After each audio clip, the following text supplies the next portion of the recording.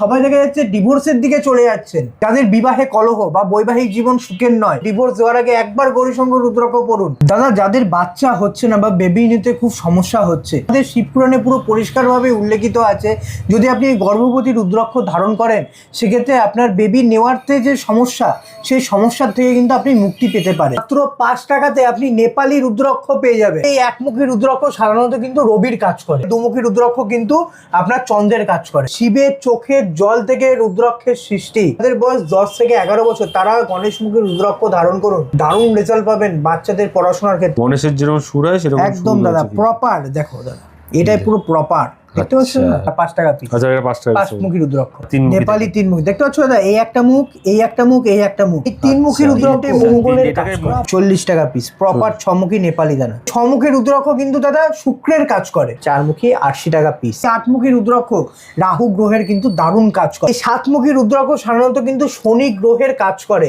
যাদের 7.5 চলছে তারা 7 মুখী রুদ্রাক্ষ ধারণ করুন। প্রপার নেপালি বিড আছে, 54টা বিডের মালা আছে, 300 টাকা। দেবাদিদেব মহাদেব যাদের খুব প্রিয় তারাই একমাত্র রুদ্রাক্ষ ধারণ করতে পারবে। চ্যালেঞ্জ করে বলছি, 1 কোটি টাকা দিলেও আপনি নেপালি একমুখী রুদ্রাক্ষ পাবেন না। আপনার রাশি এবং লগ্ন কমেন্ট বক্সে কমেন্ট করুন, আপনাকে জানিয়ে দেওয়া হবে আপনার জন্য কোন রুদ্রাক্ষটা সব থেকে বেস্ট হবে। রুদ্রাক্ষ আপনাকে ধারণ করতে হলে প্রত্যেকটা মুখী রুদ্রাক্ষের কিন্তু প্রত্যেকটা বীজ মন্ত্র আছে।